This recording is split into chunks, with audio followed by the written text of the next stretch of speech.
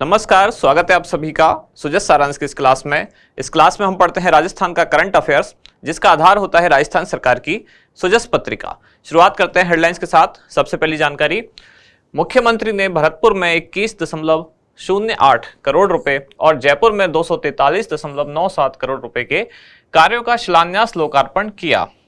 भरतपुर में से ही एक अलग जिला बनाया जा रहा है डीग। उसके बारे में कहा गया है कि डीग जिला बनने से लोगों को प्रशासनिक कार्यों में सुविधा होगी। साथ ही साथ भरतपुर को विकास की कई सौगातें दी गई। क्या क्या चीजें हैं मुख्यमंत्री ने इनके बारे में घोषणाएं की। आने वाले समय में योजनाओं को और मजबूत करेंगे, ऐसा मुख्यमंत्री द्वारा कहा गया। महिलाएं संकोच छोड़ें, यानी महिलाओं के हित में महिला स्वास्थ्य से संबंधित या स्वच्छता से संबंधित बहुत सारी योजनाएं संचालित हैं, जैसे कि उड़ान योजना, जिसमें कि प्रति माह 12 सैनिटरी नैपकिन निःशुल्क वितरित की जा रही है। अगले पेज पर जानकारी है, मुख्यमंत्री की मंजूरी, जयपुर में राज्य स्तरीय पशु चिकित्सालय का नया भवन बनाया जाएगा। इसके बाद है स्वर्ण रजत कला विकास बोर्ड का गठन होगा। बोर्ड के क्या क्या कार्य होंगे यहाँ लिखे हुए हैं। महिलाओं को रोडवेज की बसों के किराए में 50% छूट दी जाएगी। पहले ये छूट थी 30%, फिर राज्य सरकार का जो नया बजट आया यानी कि 2023-24 वाला, उसमें इस छूट को बढ़ाकर कर दिया गया 50%। लेकिन जो छूट थी वो केवल राज्य की जो साधारण बस है, यानी कि रोडवेज की जो साधारण बस है, केवल उनमें छूट थी।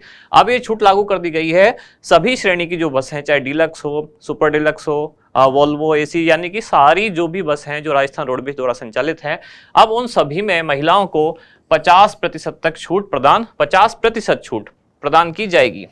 प्रदेश के 15 धार्मिक एवं पुरातात्विक स्थलों पर विकास कार्य होंगे। कौन कौन से 15 स्थल हैं उनके नाम यहाँ दिए गए हैं। आशा सहयोगिनियों के मानदेय में 15% वृद्धि की गई है और इसके बाद अब इनका जो वेतन है वो हो जाएगा कितना, 4098 रुपए प्रति माह। और इसके बाद एक सामान्य सी जानकारी कि अलवर में बगड़ तिराहा से शीतल तक सड़क निर्माण कार्य होगा। अब आते हैं हमारा इंडेक्स। इसमें आज 4 मुख्य जानकारियां हैं। कौन कौन सी? स्वर्ण रजत कला विकास बोर्ड का गठन होगा। दूसरा, महिलाओं को रोडवेज की बसों के किराए में 50% छूट। इसके बाद है आशा सहयोगिनियों के मानदेय में 15% वृद्धि और राज्य के 15 धार्मिक एवं पुरातात्विक स्थलों पर विकास कार्य होंगे। आप देखते हैं आज की जो सारी जानकारी है सारी ज़्यादातर फैक्चुअली हैं, यानी कि कोई योजना वगैरह इसमें नहीं है। सरकार ने क्या क्या नए चेंज किए हैं या कुछ चीज़ों में वेतन बढ़ा दिया या बसों के किराए में छूट दे दी, ऐसी चीज़ें आज ज़्यादा है। सबसे पहले स्वर्ण रजत कला विकास बोर्ड का गठन होगा। इसके लिए मुख्यमंत्री द्वारा मंजूरी प्रदान कर दी गई है। राज्य सरकार ने इसके लिए मंजूरी प्रदान की है। अब इसमें सदस्य कौन कौन होंगे? कुल क्या इसका बोर्ड होगा तो एक होंगे अध्यक्ष, एक होंगे उपाध्यक्ष और इसके अलावा 5 होंगे गैर सरकारी सदस्य।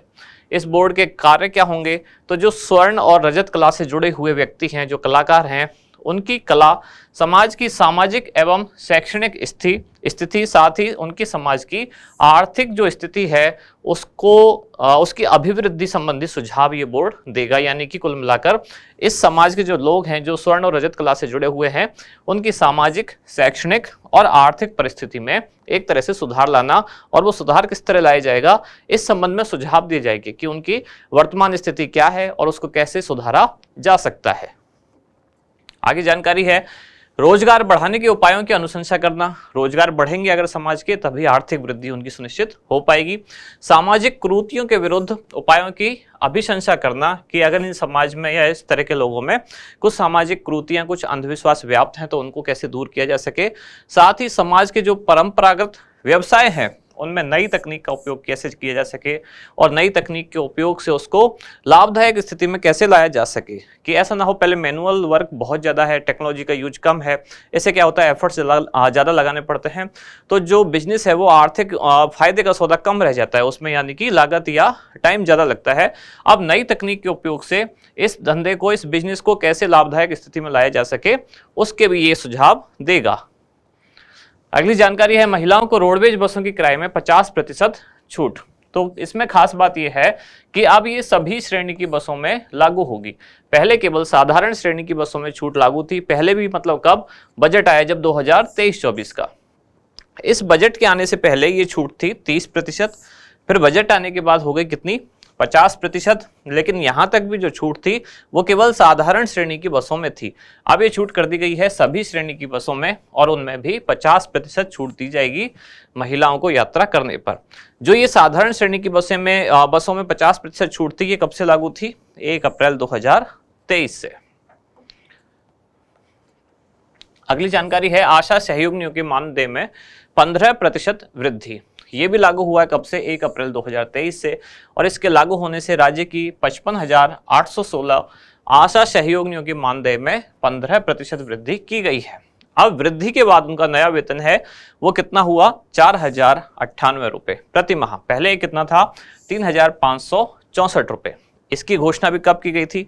राज्य सरकार के बजट 2023-24 में।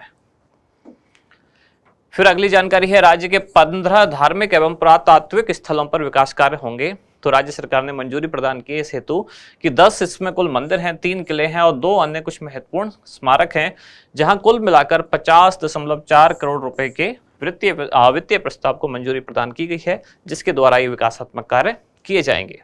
अब कौन कौन से वो स्थल हैं जिनका चयन हुआ है इस कार्यक्रम के तहत? तो तेजाजी महाराज सुरसरा किशनगढ़ अजमेर, श्री राधा माधव मंदिर जयपुर, कुशल बिहारी जी मंदिर भरतपुर, इसके बाद श्री राजचंद जी मंदिर बड़ी चौपड़ जयपुर, श्री ढार देवी मंदिर कोटा, मंगलेश्वर मातृकुंडिया मंदिर कहाँ? चित्तौड़गढ़, इसके बाद गोगा जी मंदिर गोगामेड़ी हनुमानगढ़, फिर श्री बाबा जी राज मंदिर मांगलोर 12, रुणीचा रामदेवरा जैसलमेर, फिर तेजाजी मंदिर खरनाल नागौर, 12 की शाहबाद और नाहरगढ़ 2 किले, फिर झालावाड़ का गागरोन किला लिखा हुआ था उसमें, जैसे कि 3 किले हैं, 10 मंदिर है, 2 अन्य स्थान है, और जालौर के तोपखाना और प्राचीन छतरियां आदि, यानी कि आसपास की जो चीजें हैं वो सब इसमें डेवलप की जाएंगी। इस हेतु बजट पास किया गया है। लास्ट में है अभ्यास प्रश्न। क्या है आज? राजस्थान राज्य पथ परिवहन निगम की बसों में यात्रा करने पर महिलाओं को किराए में कितने प्रतिशत की छूट प्रदान की जाएगी? सिंपल सा क्वेश्चन है आज। ऑप्शन है आपके 50%, 30%, 33% या फिर 100%, यानी कि पूरी तरह यात्रा निःशुल्क कर दी गई है। क्या होगा इसका सही जवाब? बताएं आप कमेंट्स में। अब मिलते हैं कल अगली न्यूज के साथ अगली क्लास में। धन्यवाद।